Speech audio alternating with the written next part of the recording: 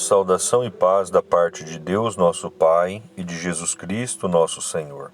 Bendito seja Deus que nos reuniu no amor de Cristo.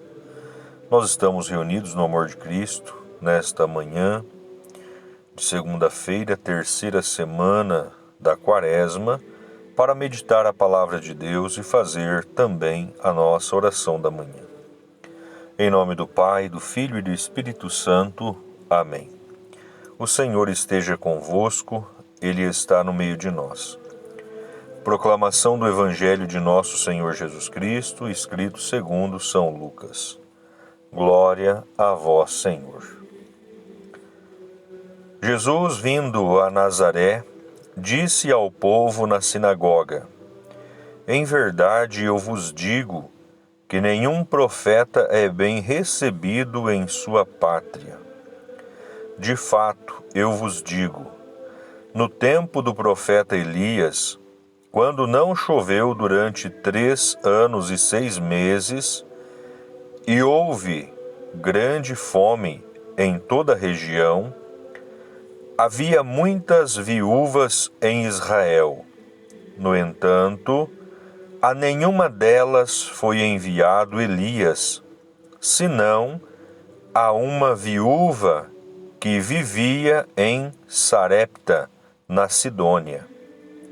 E no tempo do profeta Eliseu, havia muitos leprosos em Israel.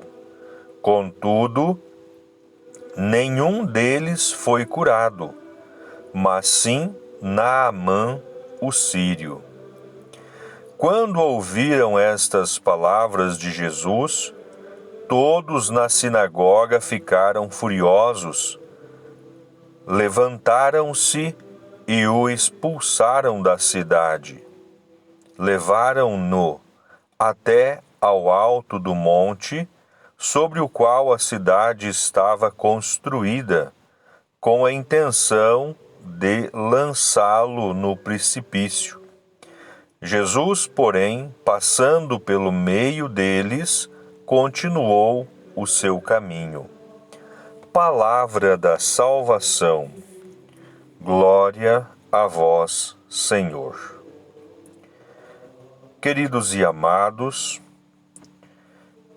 a palavra de hoje, o Santo Evangelho deste dia, Jesus, ele está em Nazaré, e na sinagoga ele vai falar com o povo. Mas em primeiro momento, ele diz que todo profeta não é bem visto em sua própria pátria. Com isso, ele já acende naquele povo, já aguça o seu sentido no que ele vai falar. Ele expressa uma grande verdade. Ele expressa algo que chama a atenção devido à incredulidade, devido ao não dar ouvidos e atenção à palavra do profeta. Com isto, viver uma vida somente de ilusão e de faz de conta. E era assim que vivia o povo naquele tempo. E Jesus, simplesmente, ele deixa isso esclarecido quando ele diz: no tempo do profeta Elias, conta o evento quando não choveu durante 3 anos e 6 meses, houve grande seca e grande fome em toda a região. E havia muitas viúvas em Israel. No entanto, a nenhuma delas foi enviado Elias, senão a uma viúva que vivia em Sarepta, na Sidônia. Esta viúva de Sarepta, na Sidônia, era ninguém mais do que uma gentia. Ela simplesmente não era judia. Ela era alguém que simplesmente vivia por viver e de repente acreditava em mil e uma coisa e de repente não acreditava em nada. Ela estava entre esse povo, mas esta viúva, sim, tinha uma fé verdadeira, exclusivamente esta. Ela estava entre um povo que não acreditava em muita coisa e de repente acreditava em tudo, mas esse tudo não significava nada. E de repente esta viúva, ela acreditava em Deus único, vivo e verdadeiro, e cuja ação de Deus envia a ela o profeta Elias para tirá-la da fome, tirá-la do meio de uma miséria que iria acontecer. E Jesus continua falando. No entanto, a nenhum no tempo do profeta Eliseu havia muitos leprosos em Israel. Contudo, nenhum deles foi curado, a não ser Naamã, o sírio. E aí, o desfecho do episódio. Quando ouvem isto, todos se levantam da sinagoga. Olha o que acontece. Quando a palavra ela era doce, ela não tocava nas feridas, ali todo mundo amava, adorava ouvir Jesus. Mas quando a palavra tocava na ferida, eles tentavam exterminá-lo. Eles tentavam tirar Jesus de cena, porque Jesus incomodava as suas mazelas de vida, incomodava as suas formas de crer mentirosa. Porque se acreditasse verdadeiramente, por que ia tirar Jesus de cena? Por que jogar Jesus no precipício? Porque ouviu estas verdades. Então, Jesus está aqui jogando na cara deles. Tinham muitas viúvas em Israel, exceto a nenhuma foi enviado Elias. Havia muitos leprosos em Israel. Ninguém foi curado senão Naamã, o sírio. Foram enviados os profetas e a graça aconteceu porque eram pessoas que tinham fé. Naamã, a fé não foi dele, foi a intercessão do seu servo. Naamã mesmo não estava querendo ir se banhar 7 vezes no Jordão, embora o seu servo lhe disse algo extremamente assertivo. Se fosse para fazer algo difícil, você faria. Mas, como é algo simples, está achando demais. Cumpre este preceito. Vamos ver o que acontece. É palavra de profeta. Se o profeta afirmou assim, assim será. Porque a palavra do profeta é palavra de Deus. Quando o profeta vem da parte de Deus.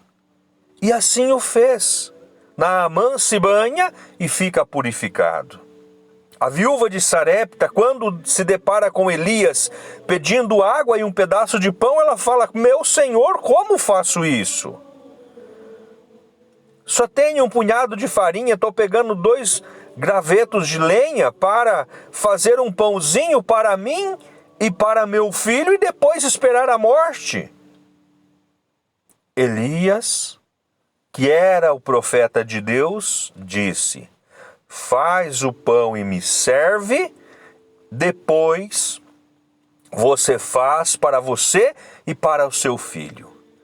A tua vasilha de farinha não acaba e o teu vaso de azeite não seca.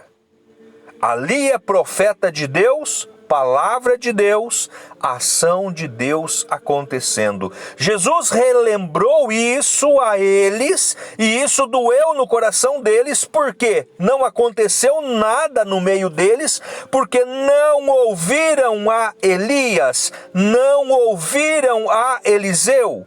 Então a palavra do profeta na sua pátria não teve ação. E Jesus, como sendo mensageiro de Deus, sendo ele o profeta de Deus, o Filho de Deus encarnado, melhor dizendo, mas eles o tinham como profeta, mesmo assim, eles também não acreditaram, e quando esta palavra doeu ao seu entendimento, à sua consciência, tentaram eliminar Jesus, jogando-o no precipício, tirando de cena, afastando Jesus do meio. E nos dias de hoje acontece a mesma coisa. Os profetas doces, que falam a paz e amor, estes são levados nas palmas das mãos e em andores.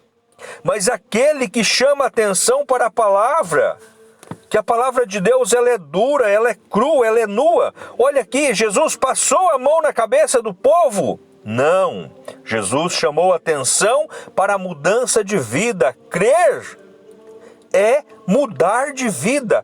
Crer é fazer acontecer diferente. E nós estamos em um tempo em que os profetas paz e amor, estes são adorados, estes são glorificados. Se nós olharmos no contexto da Sagrada Escritura, nós vemos falsos profetas que ali tentaram enganar o verdadeiro profeta. Só que as coisas aconteceram diferente, porque na boca do verdadeiro profeta é Deus que fala, e do falso profeta é todo e qualquer espírito de mentira, de engodo, de enganação, de falcatrua, mas não é Deus. Mas as pessoas, eles querem aquilo que é adocicado, não quer que seja de forma alguma o seu pecado apontado. Olha aqui, o pecado do povo de Israel perante Elias e Eliseu, Jesus apontou, e quando apontou, o que aconteceu? Todos, aqui não falou que foi um ou dois, não falou que foi os doutores da lei, os anciãos, não, foi todos, a assembleia inteira se levantou contra Jesus, não aceitando a palavra, não aceitaram a correção, não voltaram atrás. E quando nós, conhecedores da palavra, conhecedores da verdade do Evangelho, sabendo de que estamos errados, não voltando atrás, não nos redimindo com Deus, nós simplesmente caímos no precipício do abismo que nos leva à perdição, que nos leva ao distanciamento e à ruptura com Deus. E o final, se não houver a reconciliação é perdição eterna. Este povo, eles não foram capazes de forma alguma de se redimir, de reconhecer o seu erro. E nos dias de hoje, nós temos muitos povos que não reconhecem o seu erro e ainda mais deseja que Jesus seja adequado segundo a sua vontade, segundo a sua necessidade. E o mais triste, que nós temos líderes religiosos que vai fazendo esta tramóia, vai tecendo esta rede enganosa e vai dando mentiras sobre mentiras, que este povo que vive no erro quer que arrume um modo, um jeito para que ele fique bem. E quando a verdade é colocada diante de sua face, se revolta, se rebela. Como se rebelou os israelitas com Jesus no dia em que ele apontou a sua miséria, a sua mazela, o seu erro, o seu pecado. Jesus aponta os pecados, porque apontando os pecados, colocando a mão na ferida, ele deseja com que os seus retrocedam, voltem atrás, voltem para ele, voltem para o caminho da verdade, o caminho certo que leva à salvação. É isso que Jesus deseja de cada um de nós. Então, portanto, queridos e amados, peçamos a Deus nosso Pai, a Jesus Cristo nosso Senhor, que abra a nossa mente, o nosso coração, a nossa inteligência, para vivermos esta graça santificante e trilhar verdadeiramente os caminhos do Senhor.